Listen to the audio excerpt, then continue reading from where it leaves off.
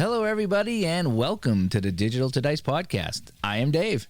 I'm Ron. And Ron, today is episode 116 of the Digital to Dice podcast. Wow.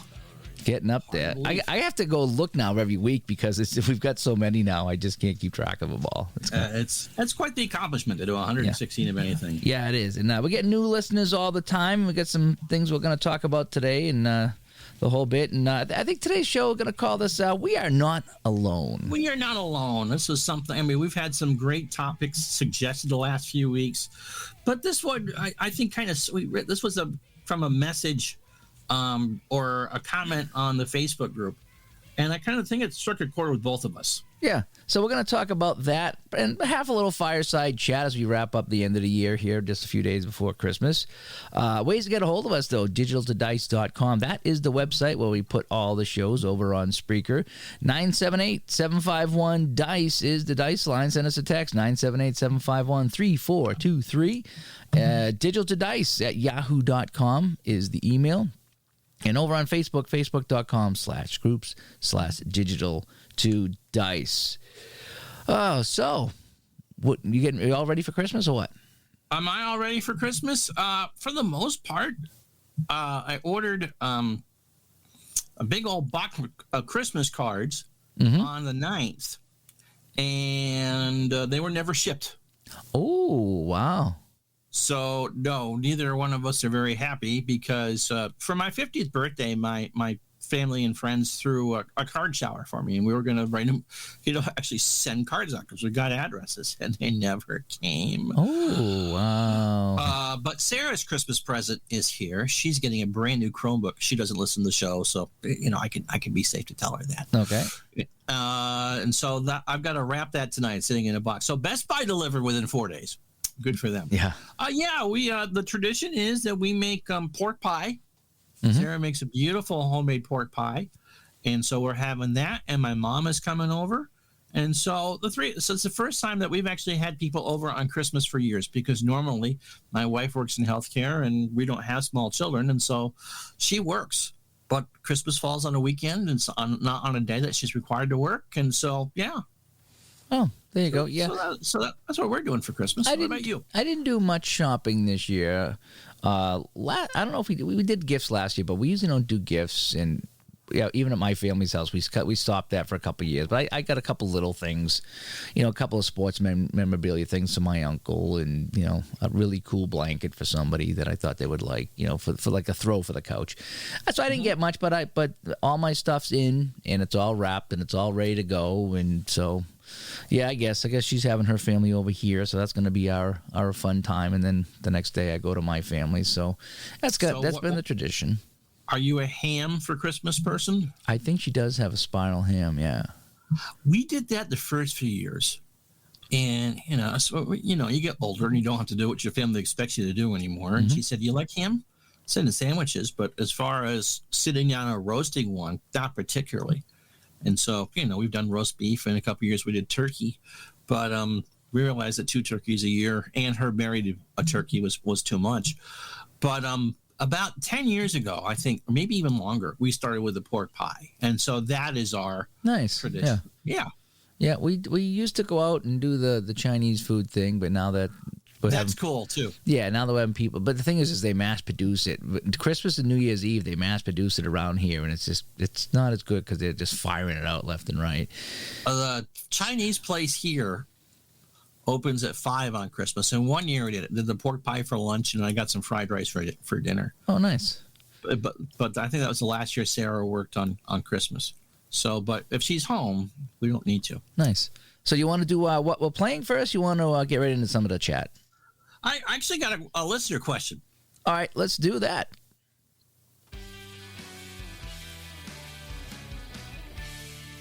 All righty, what do you got? All right, Ronnie White writes, and it's not me. I'm not Ricky Henderson. I don't ask myself my own questions. Thank you so much. Hope you don't mind, but I have a couple of questions. With the ever-increasing arthritis in my hands, I'm not really able to handle the dice writing down notes, scores, stats, etc. side of games anymore. I do love the PC versions of card and dice games, though. I was wondering what your favorite PC boxing sim is. Not so much arcade style of controlling punches, more of the title bout, Legends of Boxing style. Which is the easiest to sim fights? Which are the best at building large universes? Thank you so much for your time. And I responded to him on the Facebook group. Great question. I'll answer on the show. And so, honestly, for the biggest universe, it'll be the first version of Title Bout Computer Boxing, which I believe is $12.95. And get you 2 licenses in that. It's a game that hasn't been updated in probably 10, 12 years though. But you could build a universe of 3,000 boxers if you want.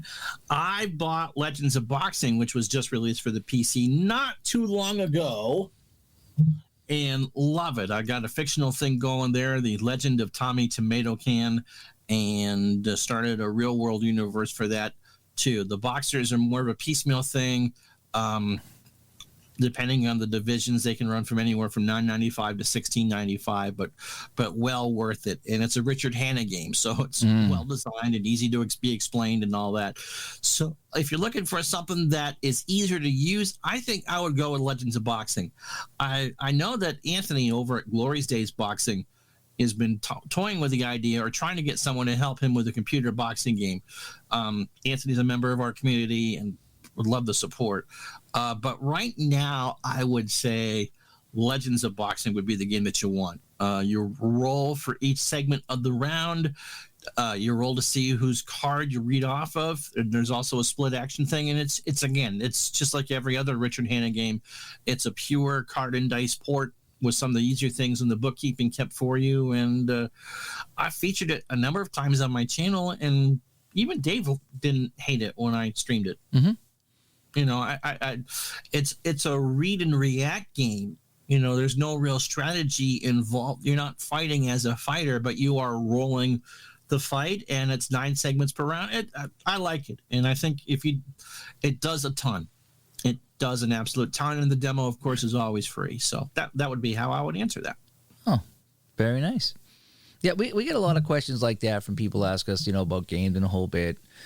In fact, I think next week, Ron, I have some emails that I think we're going to read next week. I just want to confirm back that the people who wrote us in are okay with us reading the emails. Okay. But we got some feedback, and one of them was right on that, same topic of, asking us for, our thoughts on the game. And, they appreciate, our videos that we do in the whole bit. But I just want to make sure. So next week, we'll probably have some kind of a listener feedback show. So if you want to get that listener feedback in, again, digitaltodice@yahoo.com is the best way to get that in. And we may or may not read your emails on the show next week. So anyway, all righty. So what do you think? Let's see what we're playing, then we'll get into the topic of the day. All right, here we go.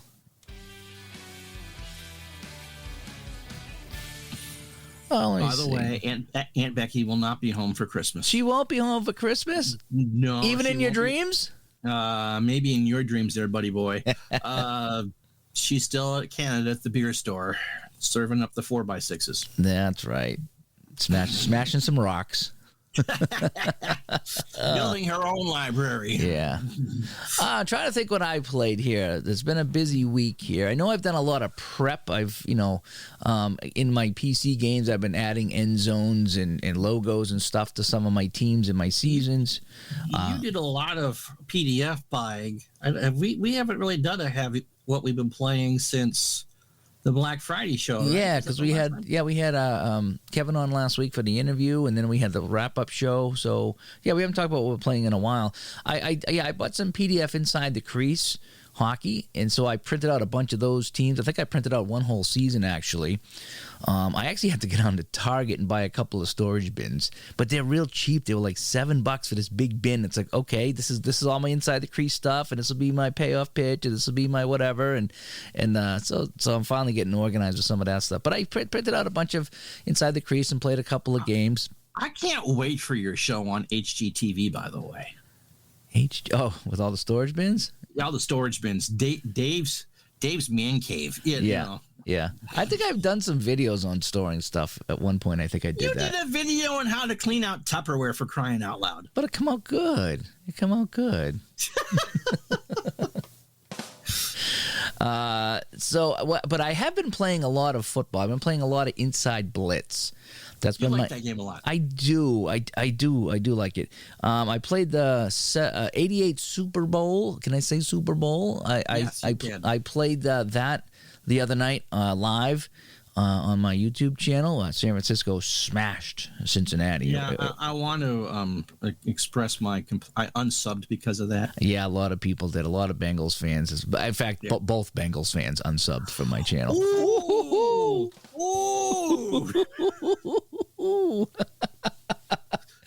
Oh man, I think you and Dave Little. But I've been actually offline. I've been playing the 1991 season. I've been playing every game, and that's been kind of fun. I just been sitting in bed at night and playing just kind of I put the broadcasters in my head like. The NFC, I have Pat Summerall and Dick Stockton in my head calling the game, and then when I do the AFC games, it's like Enberg and Cricky and Charlie Jones, and it just really gives the emergence. And just in my head, I can hear Charlie Jones going 3rd and 5 for the Bills. I can hear him. Right. So I do that. So I'm almost done week 1 playing that. Just a game here, a game there. Sometimes I play half the game and I save it, but it's been enjoyable doing that. The nice thing about games like that is you can play as long as you want to play them and put them away. Yeah. And to come back and they're right where you left off. Yep. It's a lot of the PC games do that, and that's been really, really fun. Let me see. I did play some Apple Hockey the other day. I think I streamed some Apple Hockey, and that was kind of fun. And a little bit more of Inside Pitch. That's still a difficult game. Oh my gosh, that's a difficult game. We watch RJL 518. Oh, he makes it so smooth. He does make it so smooth. I play on the PC and I still have a hard time with it, So I did some of that. I played a little bit of 2nd and 10. Just kicking around a couple of games. I've been kind of like playing a little bit of everything here. Again, a little bit more second season. Oh, I actually played Second Season Express, and I played. I think I did the Raiders and the Buccaneers 76. The Buccaneers actually had a lead in the third period before falling apart and losing by a couple of touchdowns in the fourth quarter.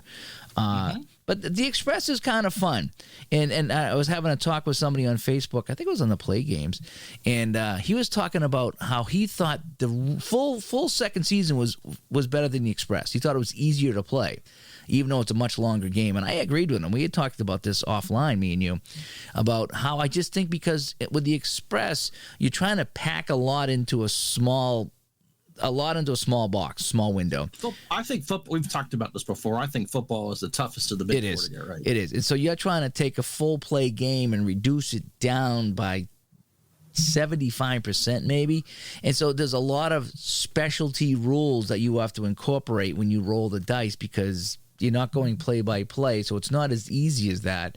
So if this happens, then this, and you got to check for that, and so there's a lot more rules actually in the Express game to make it work, and that's not a knock on it. It's just to make it work. It's not the usual 2 or 3 minute quick play game. Yeah, so it's kind of in the middle there between that and a full play game. And so me and this other person agreed, and I wish I remembered his name now, and I apologize, I don't remember. Kevin because we talked about it. No, it was someone else on the play forum that had said it first. He goes, I find the regular second season game to play easier than the Express. And I said, I agree. I bought it to play Express so I could whiz through the games. I'm having way more fun with the full game. And I think it's easier. I do. When I sit down with the Express, I'm always flipping through the rules. When I sit down and play the regular game, it just kind of plays. And once in a while, something quirky comes up, and I'll have to double check. But so I played some Express, and that was fun. The second season is really good, and the Express is good. I really like those there. I pulled out my Solitaire Pro Football, and I been using the they have a quick score results table you can use, and so I was doing some quick results with that because I'm still playing 1980 with Solitaire Pro Football, but I'm only playing like one game a week, and then the rest I'm simulating, and I'll probably use that too if I even with second season or something else if I'm doing, I'll probably use the Solitaire Pro Football simulation chart or whatever you want to call it. Because you take the two teams, you take their offensive rating and their there's a quick play there, so you only need to play the games that you want to play. Yeah, and what's neat is that he's got it all set up, whereas your offense has a grade and your defense has a grade, and you compare that to the other team, and you roll the first half on your offense and the second half on their defense, and that gets you your final score, and you do the same for the other team. And so literally in a minute, you can get the final score of a game. And so that's what I've been using to simulate my final scores. It's been kind of fun doing it that way. A little bit of Strat Hockey on the PC. I think I played some Action PC Hockey on my channel the other day. I'm pretty sure I did that. A lot of little stuff I've been playing on my channel. And I don't mean to be little. I'm just saying I've been playing a lot of different things. No, but no real projects or anything like that. Then the big one, though. No, you know what you did? Yeah, the Shootout. Yeah, the Shootout. I used Shootout Hockey, the easy mode, and I replayed the 69-70 playoffs in its entirety. And all the series went as they did in real life until the finals, where the Blues beat the Bruins in 7 games. And let me tell you, the Blues are loaded. Every time I play the 69-70 Blues, they're a powerhouse for some reason. So I did that there. And I also did a video on the channel comparing my 3 favorite long play hockey games: Strat, APA, and Inside the Crease. So if you're interested in my comparison video of that, I put that up on the channel. And that's about it. Yeah, been playing a lot of stuff, which is kind of fun. Different. At the end of the year, you kind of sorting through things, and work schedules are weird, and so that's what happened. And I got a shout out to the Replay Gamer, who laminated his Stratomatic Hockey chart page, both of them, and I did the same thing. And I said, boy, that's a good idea. So I took my Strat Hockey charts down to Staples, and they laminated, and they did a fantastic job with my Strat Hockey charts. So no, those are all laminated, ready to go. So now I don't have to worry about ruining them, and they're a little thicker now, so you can kind of grab them a little bit better.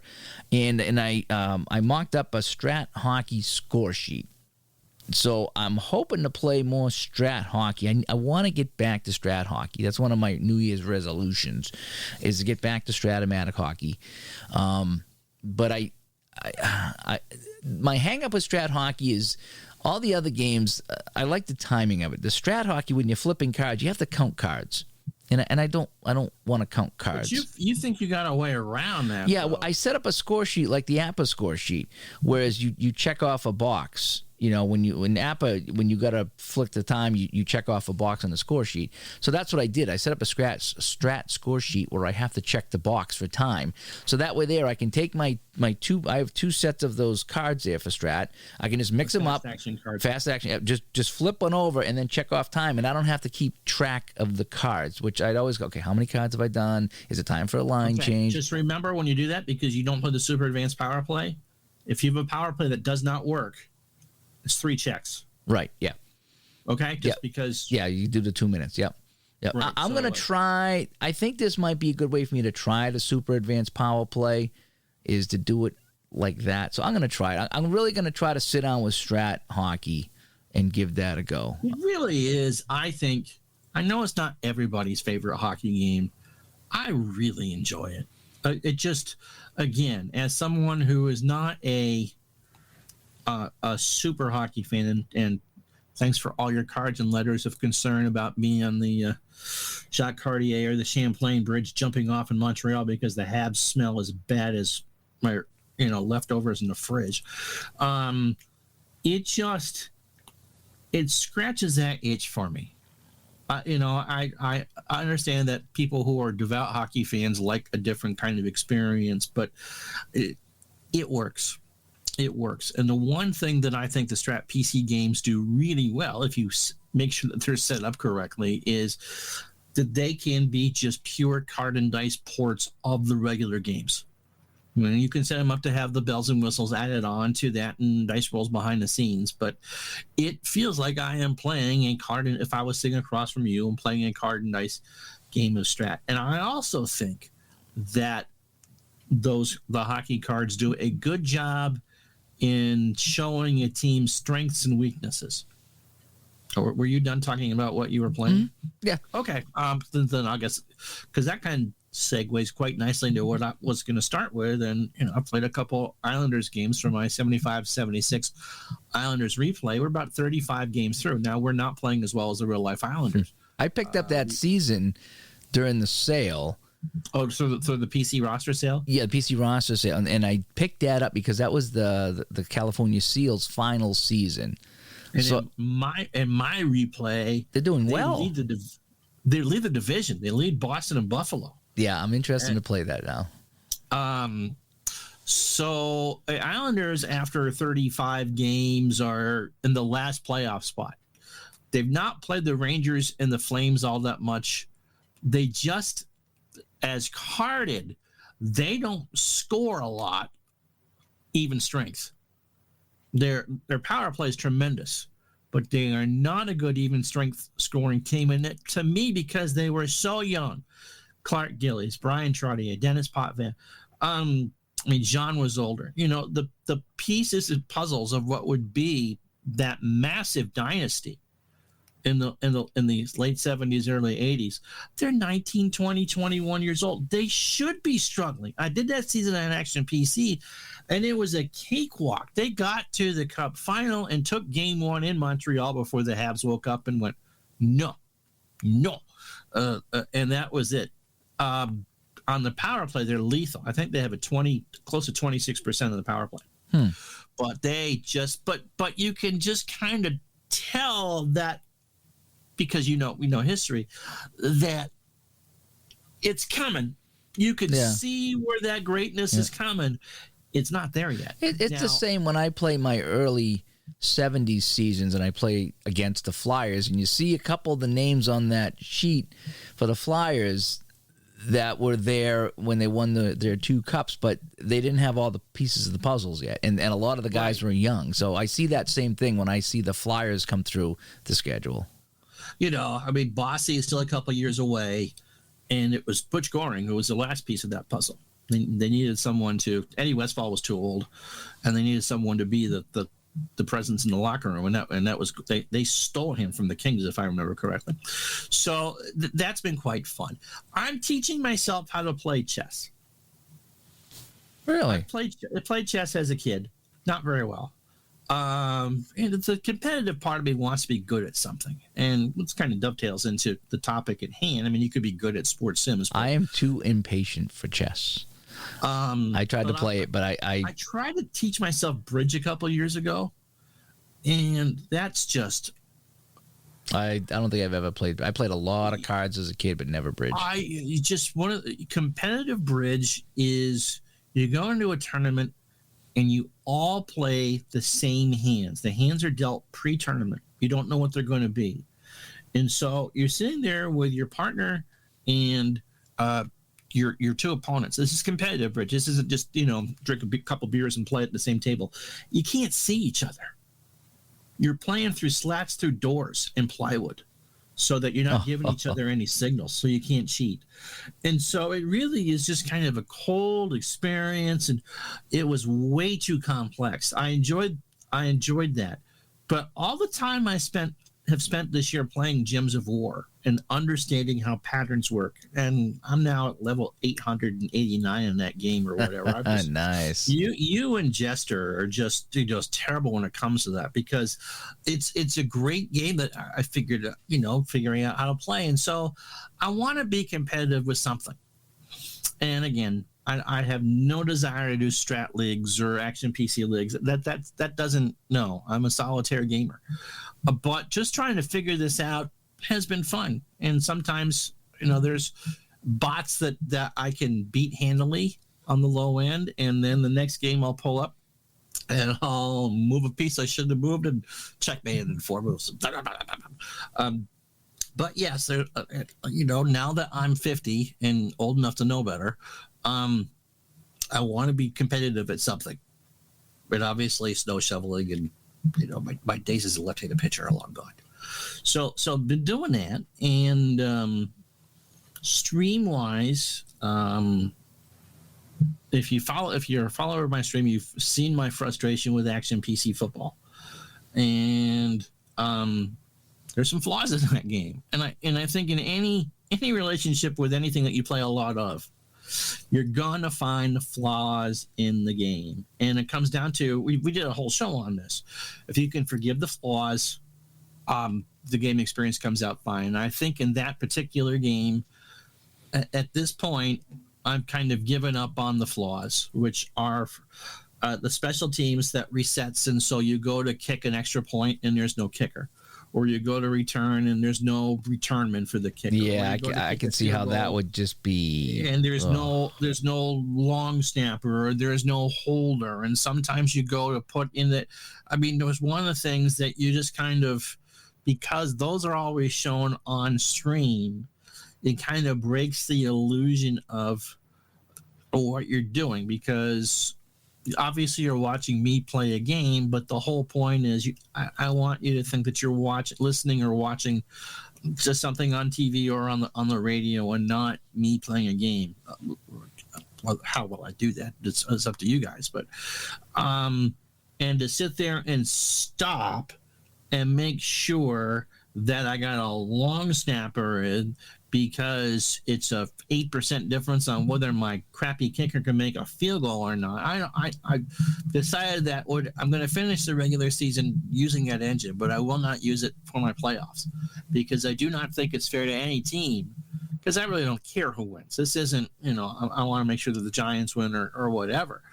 Fair for any team to lose a game because the computer couldn't be bothered. Yeah, it's a glitch or something. Yeah, some kind of a glitch. We had a great game between the Raiders and the Dolphins the other day. Played in an absolute monsoon, which again, you expect there to be a lot of turnovers in that. And if you know Miami in '84, they didn't run. You have to throw the football. That team was built for Marino to chuck it downfield 35, 40 times and win. Between Jim Plunkett and Dan Marino, I had 20 dropped passes. Oh, man. And we're fun in that.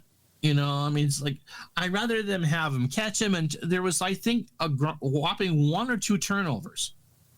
I'd much rather have turnovers in a rain-filled, muddy game than drop passes. Yeah, I can kind of see it happening, I guess. I can see it happening. But 20? Yeah, that's a lot. That's a lot. Must have been raining pretty hard, though. Yeah, and I understand that the worse the weather, that kicks things up, and you can and so I got to the point where, thankfully, it's Christmas week and Boxing Day falls on a Sunday, and I can just do some fights. That I needed a break from that.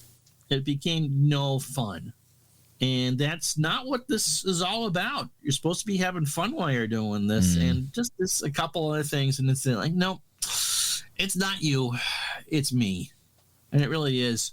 No, it's you, but I'm not going to say that part out loud. Well, that's happened to me when I played video games back in the days.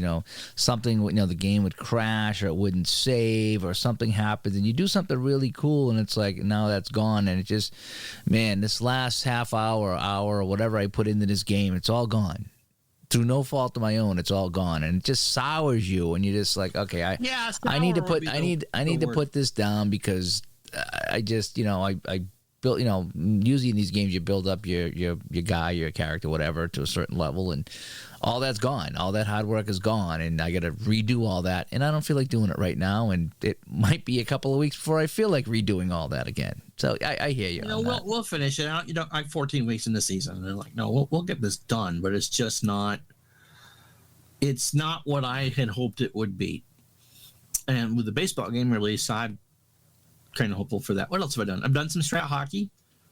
Poor Brian Trottier has 35 games in the season. He's not been a number one star. He leads the team in scoring. Again, great on the power play because his pass rating is so high. So if he gets an outside shot in strat, it's a 72% chance he's making the pass. And you can set up, he's got Gillies and it's not Billy Harris on the wings, and they're both 30 goal scorers, and they're standing pop. And so there's places that he can pass to, as long as it's not Jerry Hart,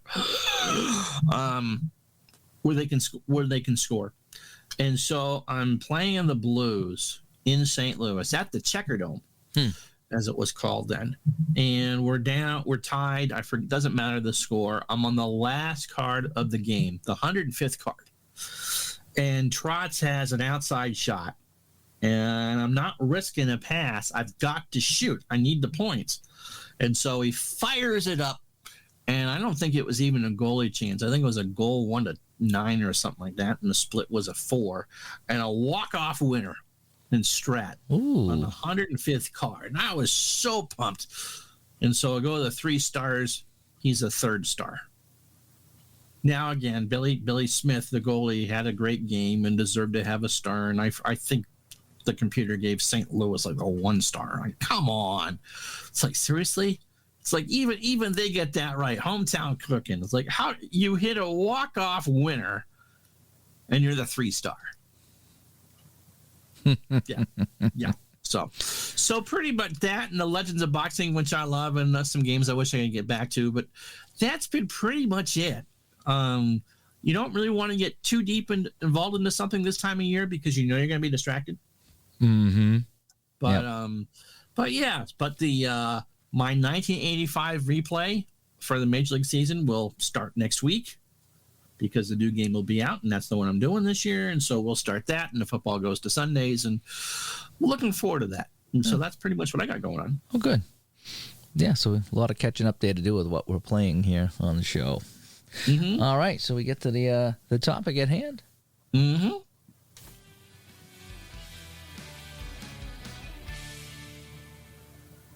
Alrighty, so yeah, you had this idea. You kind of wanted to have a fireside chat and have to talk about some of the things that have been buzzing around. So we decided, somebody posted something about, do you tell people that you do this for a hobby? And a lot of people felt like they were alone. And then, it's, Delphi and Facebook and, to a certain degree, this podcast, it shows that, we are not alone. I had to put that in there. But no, we're not alone. We're really not. And every day, more people find the show and comment on that it's kind of nice, something that there's a show that people talk about, my specific thing. And it is. And it's I tried to introduce some of my friends to this game, and some were receptive and played a little bit and then stopped. And some were not receptive at all. They were like, are we done? Are we done? Can I go back to watching TV now? And so so in my circle here, there's really nobody local that I can play with, So for me, it's me, myself, and I here in Studio B or Studio C, I started playing these type of games back in the early 80s, and I had Micro League Baseball on the computer, and my buddy, about my best friend at that point, and I played that a lot. And I played a lot of Micro League by myself, but I really wouldn't have called that a hobby. Baseball was my obsession. And so anything baseball related, it really didn't matter. And I knew that I was at home the only real baseball fan. And there's a reason why I got my own TV at 13, so my poor mother didn't have to deal with all of that. The look at the twitch that she developed when she realized that we had ESPN, I think was we got an ESPN in 82. It's like, what? Just shows nothing but sports. And so when I got into Strat in college, it was not something that you played alone. Remember, there was a friend of mine and her boyfriend. She just thought was a hockey fan, huge hockey fan, and played solo Strat hockey. And she thought it was weird. Now, I, around that point, got the Strat baseball game on for DOS with the key disc and all that, and played that. And everyone, that's nice, Ron. Have a cookie. But wait. What kind of cookie? Please continue. Please continue. May it please the court, if I may continue. You said cookie, and I just was like imagining what kind of cookie it was. Sweetback, okay? Something Melba toast. Pepperidge Farms remembers. Pepperidge Farms remembers, yes.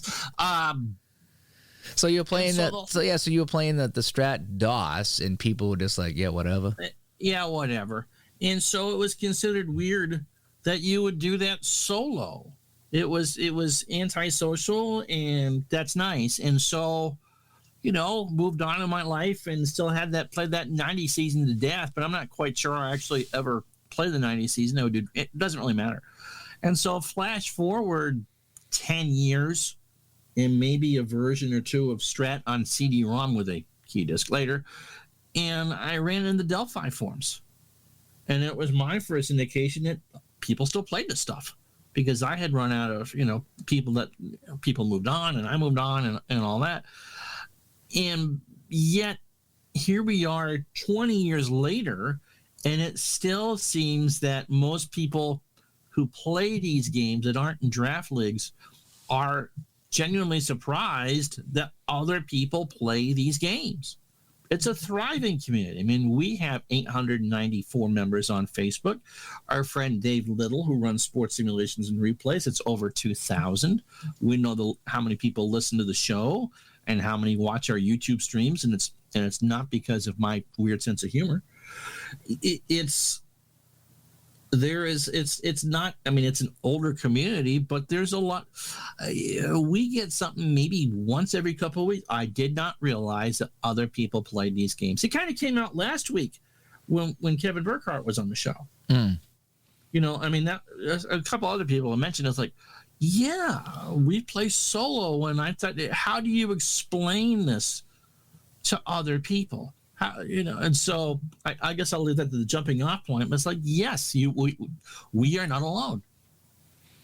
It is really weird, because I remember the first time that, and this was just a few years ago, that I started rolling dice and using the cards. And I really don't know what got me into that, because I think I'd come over from the video games and I was playing Action PC, and that's what I was playing. You watched one of my football games. Yeah. That's how I met you. Yeah, and I was trying to figure out how to play it, so you were showing me how to play it. And then, we got talking about, you should try, Stratomatic cards and dice. And I was like, how fun can this be? So I bought a set on eBay, and I was shocked at how fun it was rolling those dice and looking at the cards and looking at the chart. And I couldn't believe that you could play a hockey game this way, because I was like video game guy since, the early 80s, with the Atari and the Intellivision and stuff, and the Sega Genesis, which I still think is my favorite hockey game. And I'm sitting here rolling dice. It's like, wow, this feels like a hockey game. How do they do this? Seriously, how do they do this? How do I feel this feels like I'm playing a hockey game? And I was surprised at how many people there are in the community. I mean, there's not millions, I don't think. It's not like video games or anything, but for crying out loud, every day there's hundreds of people posting on Facebook and Delphi and YouTube about what they're playing and new games that they found and a new season they got. And it's quite amazing that, we are not alone. There's a lot of people that do this, and a lot of people keep it to themselves. And they only share some things from time to time, but it's amazing, because in this world of technology, and you got people rolling dice and looking at charts on the table, it just seems so. That stuff we did in the 70s as kids, playing Monopoly or Chutes and Ladder or Happy Days or whatever it was we had the board game for, and that's what we did, because that's there was no internet or anything back then, and it was just a different time. So it's just kind of different, kind of fun, kind of unique, going back and kind of doing something that I did as a kid, but as an adult in an adult way.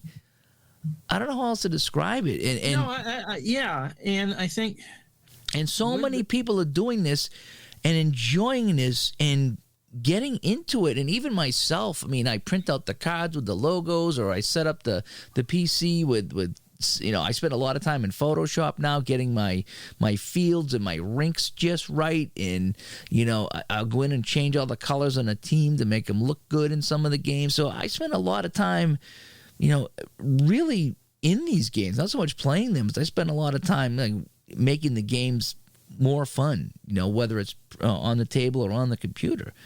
And that's kind of half the fun of this hobby. And I got a friend of mine that, too, my buddy Ray, he's big into the trains in his cellar. Yes. And you think about this, like, how old are you now? You're 50 years old and you're playing with trains, but his layouts in the sala. He is so talented. He's got, really is. He's got streets with the lines, and he's got the stoplights that go on and the tunnels, and he's got it rigged up so he can use his phone and hit the horn on the train. And it's not your train as a kid. This is some serious business he's got going on. And he goes to his buddy's house, and they come to his house, and they show off their layouts, and they go shopping and buy new stuff, and they paint, and that's what we do. Same thing. We set up our tables, and I've said this before, I love seeing the pictures on Facebook and Delphi of people's setups. And here's the cards, and here's if I use a computer or an iPad for stats, here it is, or here's the helmets I'm going to use for this game, or Sportsman Z's got a nice baseball table layout that he uses there, and he puts his cards and his helmets on that. And everybody's has a neat little setup, and you sometimes you look and you steal ideas from people, and that's the fun of it. It is monkey see, monkey do, and there's nothing wrong with that. No, but it's like, oh, how'd you do that? So I did this, and there's a lot of people that still ask me for, some of my spreadsheets, whether it's a score sheet or it's a setup of some kind, whether the replay. Regular season basketball spreadsheet. I still send that out quite a bit. My APA score sheets that I designed, ID and myself designed, I send those out. And so it's fun creating something, and people like it, and you want to share it with some other people. So it's serious business. It really is. People get into this, and there's no shame in that whatsoever, because it is hard to explain. It is. When you tell somebody, well, Ron, what do you do? I'm 50 and I stream stuff on Twitch and YouTube. And then, well, what do you play? You play. No one minds just playing Fortnite. Flight sim or something like that. No, I replay old games. It's hard to explain to people because it's not in the mainstream. If I was had use of the hands and stuff and was still able to do Madden, I play Madden professionally. Okay, people could understand that because welcome to the 21st century. But to sit there and go, I roll my Facebook profile. My thing is I really call fake sports. Mm-hmm. And that's what I do, and try to explain it. And it kind of is embarrassing because what'd you do? Well, I raised 4 kids and I got my master's degree. What did you do? Well, I called the 71 Orange Bowl last night. Is that, but we're all kind of kings and queens of our own cat. But if you look at it's very similar to, when you were a kid. And at least, I did as a kid, whether it was, basketball or, what I'm out there playing alone and I'm shooting baskets. I'm like, and here's Bird for the game winner. It's good. Or I'm just shooting into a net. And it's like, here's Orr Sanders and he's scored. Yeah. And all of a sudden someone comes up behind you and you're like, oh, hi. And they're like, I do the same thing. It's like, you just... that's what we did as a kid when we were playing the games, you know what I mean? Whatever you were doing, I'd go kick field goals out in the snow at the park. It was fun. And they'd be like, here we are in the snow in Minnesota trying to tie the game. And I'm out there by myself, and I'm talking to myself, and I'm broadcasting. And that's kind of what I do now. It's just, except I'm inside the house doing it. And we're not 8 anymore. No, we're not, But that's the stuff that we did as a kid, and now we're just doing it as an adult. Some of it is nostalgia. We go back to eras that we're comfortable with. Doesn't necessarily mean when we were 14, although the 85 season, I turned 14 in November. And so we're spending just as much time paying attention to what it is that we want to pay attention to. But in the sports gaming thing, you can control what it is that you pay attention to. So you never have to be, there's a paradox. I think we're all too quick to poo-poo modern sports. I did a game today with the world champion Braves and the Giants from this year. It's different. It's so different to watch a pitcher go throw a 3-hitter through 6 and he's done. But that's the way the game is played today. And the whole point of, look, sports is a business, and everyone wants to win, and with science and technology and blah blah blah blah blah, it's not the same game from when you were 14, when I was 14, or when older people were that. It is what it is, and it doesn't mean that it's bad. It doesn't mean that it's bad. I bought in the Strat roster sale, I bought not the 73 win Golden State Warriors, the team that lost the finals, but I went with the next year. And I'm going to take some time this winter and play some of those games, because you're a Patriots fan. You appreciate Brady. You appreciate what Gronk did. You may not, it's a different style of football from what we were used to as kids, but you can appreciate that. As a sports fan, I should be as appreciative of Steph Curry and Kevin Durant and those who play at such a high level now as I was of Bird and Magic and Jordan. They're just as good. It's different. I wonder. It's just as good. You know what I wonder is, I remember seeing an interview with Ozzy Osbourne, and he said something to the effect of, when we were making music in the 70s and 80s, there was a mystique about the bands and the music back then, because you didn't have MTV, you didn't have internet, everything is shown today. Everything. But what I mean is, back in the day, there was this mistake, and I got to agree with him that there was no Van Halen videos to watch. I mean, if you didn't see him in concert, then you had to buy, Hit Parade or something to see pictures of him. But, now with everything right on YouTube, and, you can watch every single sports game in the world right now. If you subscribe to something, you can watch everything. But back in the day, I didn't see a lot of Gretzky because he wasn't on TV in my area. So I only saw him maybe once a year or twice a year on TV. So there was a mystique to Gretzky for me. So it's, and you think back to, like, you hear like the 50s and Howe and the Red Wings and, Otto Graham and all those guys. There's a mystique to that, because you didn't have the pay-per-views. You couldn't watch games on your phone. So today you have access to everything. And I think that that takes away some of the veil. You know where I'm coming from here? So that's what. Let me add to that. Okay. Because in the age when VCRs became the norm, things from like 76 on got tapes. And so you don't have to watch anything modern.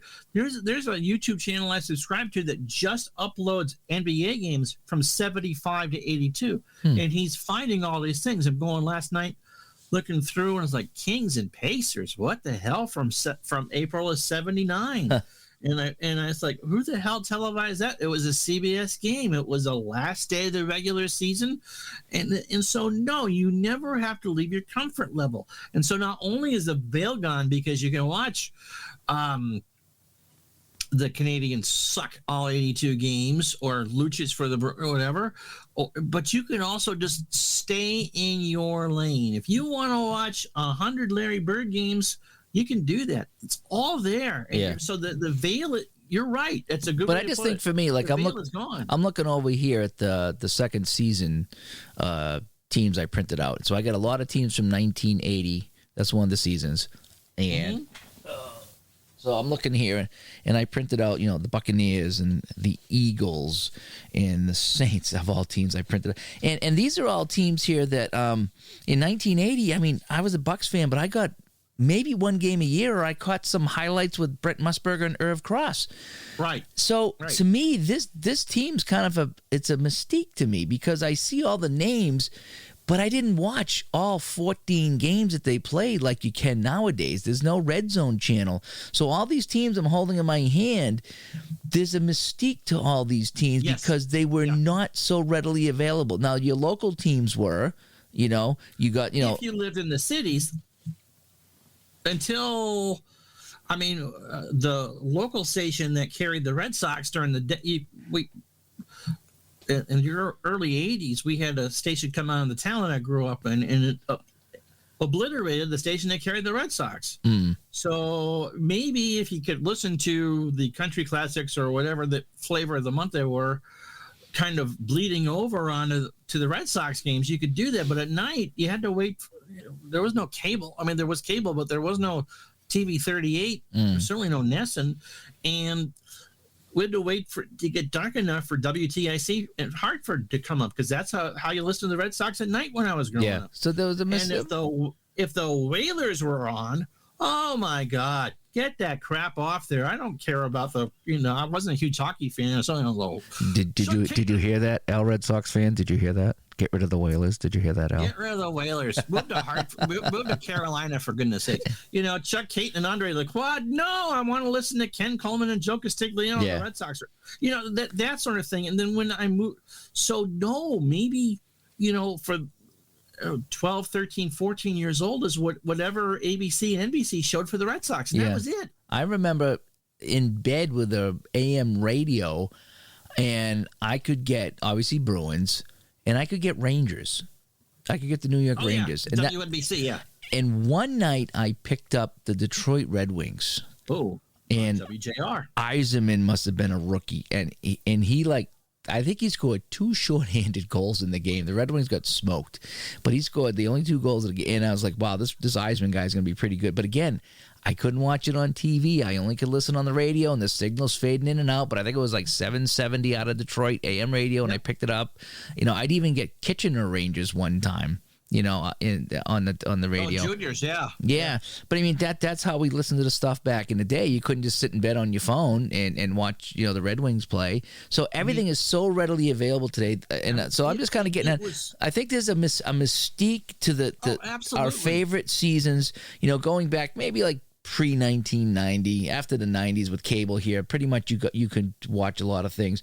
So for me, I think that's what it is, and we play that, and we go back to that time, and we broadcast that, and we want to relive those times, and it's hard to explain to people like what it is we do. It really is. Again, how do you say somebody, well, geez, I just played a game. I just played the 69-70 playoffs in hockey.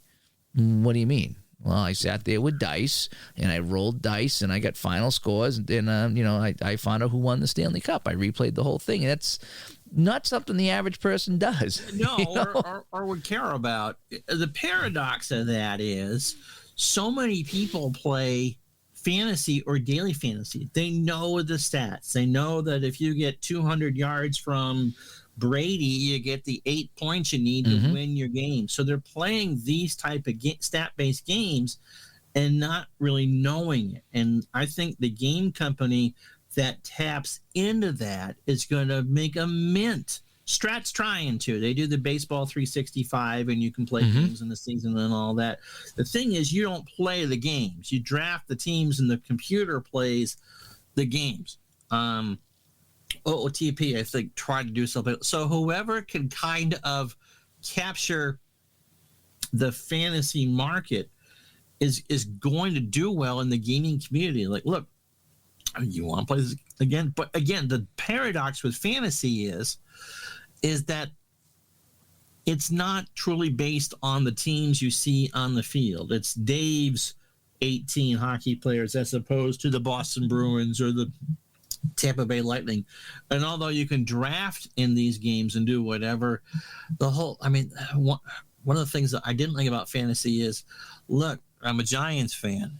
I got to root against my running back, though, because I'm playing someone else in fantasy who's got my running back. No, I want the Giants to win the championship. Do you think if we mash those two ideas together, like chocolate and peanut butter, and we come up with a Reese's Cup where you could somehow play fantasy sports with historical seasons? I mean, I was way out of the box thinking here, but I mean, if you could say, okay, we're going to play the 70. What if sports, which I think comes in. We're going to play, if you could do this fantasy draft stuff and pick us, like, okay, we're going to pick 1984 football and whatever, and you take your fantasy team with that, and then that plays out. And so, you want Marino as your quarterback, and or whoever, whoever's playing back then. And so it's not modern season, it's not live games, but if you could have some kind of a fantasy team and then have that engine play out the games, you know what I mean? So now you're playing fantasy sports, but you're playing in an era that you're really familiar with, rather than the modern stuff. I still think that That would be interesting to do, though. Seriously, it would be. You compile your team, and then you sit back and you watch it play out, and you get your fantasy points. And I think because of fantasy, that the interest in modern careers is going to remain high. And at some point, people will get nostalgic for Tom Brady when he's done, Peyton Manning, Steph Curry, Bryce Harper, or whatever fantasy sport that you do, and enjoy the most, because those players are good. You can play them forever. And once you realize that you can, whoever it is, I mean, one of my biggest strat heroes is Andy Van Slyke, Thumper. Pulled in just a draft league game from 1,000 years ago. I believe he tied the game with a homer in the 8th and won the game in the 14th. And so Andy Van Slyke is, I gave him the nickname Thumper because he thumped a friend of mine, and he just kind of sticks with it. And so let's just say that Wes Welker won you a week in was playing the Monday night game, and you're down 7, and Welker gets that touchdown with 4:35 to go in the fourth quarter, and you win. It's the same type of experience. Well, guess what? You can play Wes Welker forever. Mm-hmm. And here's how we do it. I think that will come into vogue.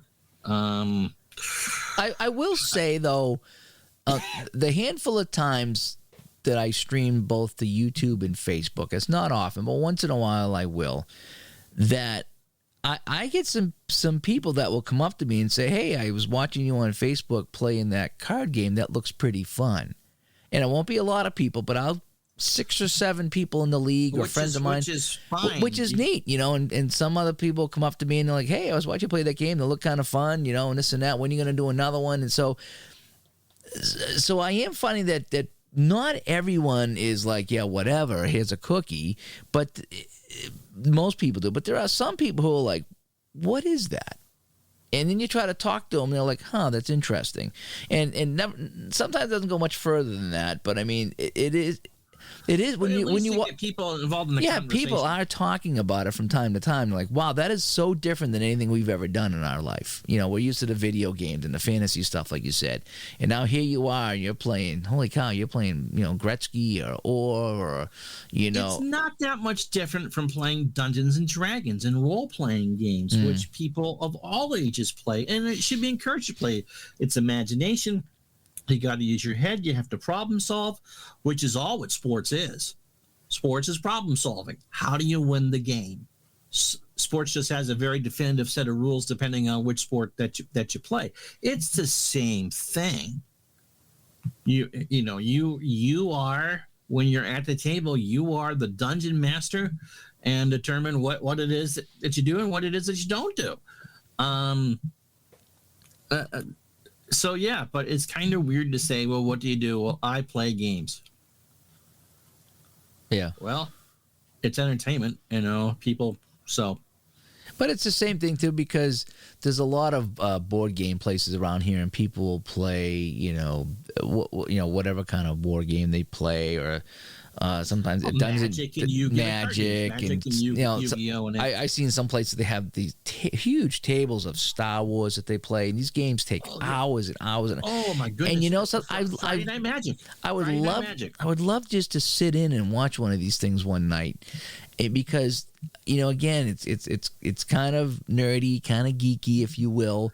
But these people that are doing this, they're so immersed. They look so much forward to doing what they do, and they have such a good time doing it. And that's kind of like where we are. Again, it's the Dungeons and Dragons type of thing. It's like, not everybody's going to be into that. Maybe it's not cool enough for you, but the people that do it in our community, the people that play these games, and the bottom line is, they just love it, and they're passionate about it, and they love sharing that passion with other people, and we are not alone. We are not alone. No, and you shouldn't. It's tough to talk about other people, but again, if people play cribbage. People like to be entertained.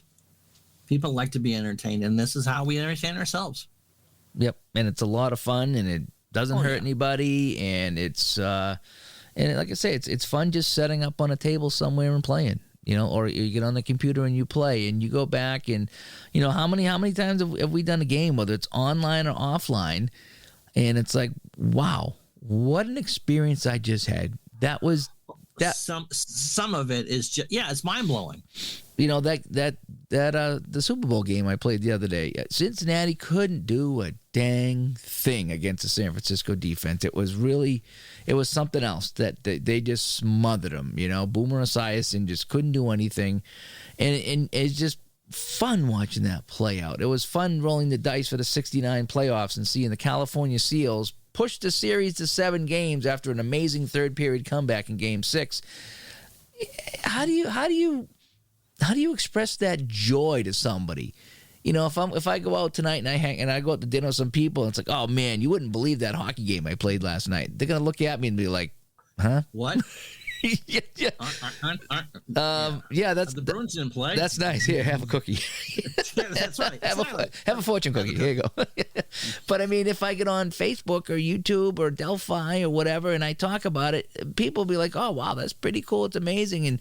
And in fact, a couple of people on Delphi are replaying that same playoffs that I did in Shootout Easy to get their results, and they're getting different results, and it's like, you know, we can finally talk with each other about that because, you know, we are not alone. There's other people that do what we do, and we share that with each other, and that's what makes this whole thing go around. And so, again, you know, between, you know, the Delphi and the Facebook and us and the Sports Sim magazine that's out there doing their part, it's fun when we bring it all together, and, you know. And there's like I said, the COVID wrecked a lot of the gatherings that people did, and I know that, and hopefully that will be coming out of that pretty soon and get back to those because I want to get to some of those. On the other hand, all the card and dice companies saw massive sales. Oh yeah, people are staying home. If there's a silver lining from that is that people discovered that these things still existed and played. Oh yeah, I had a lot of time, so I played a lot of games. Yep, and now I don't have the time anymore to play some of those games that I got, and I miss them, right. and I want to go back and play them, and but it's almost as fun sitting, you know, and doing the graphics for the stuff and printing the cards out and clipping them. It's all that's half the fun too, and I know it's not playing, and I spend way too much time doing that stuff and not playing, but that still makes it fun. You know, when that comes out of the printer and you look at that team and you read the names, it's fun. It's so nostalgic. You're like, boy, I can't wait to play this team, you know. And at some point, I hope to do that. You know, I really do. But so that's what we wanted to talk about today. So yeah, we want to get your feedback on that. You know, what do you think about this? I mean, does it feel like you're alone? I mean, you know, there are outlets you can go and connect with other people that do this and talk about it and realize that there's a lot of us out here that are doing this and having a real good time with it. So. Let's wrap things up, shall we? Okay. Oh, by the numbers, this was episode 116 of the Digital to Dice podcast. We talked about we are not alone. There's a lot of us that do what we do. And thank you for listening to the show and keep playing the games here. Absolutely. Ways to get a hold of us, digitaltodice.com is the website. The text line is 978-751-DICE, 978-751-3423. The email, digitaldice@yahoo.com.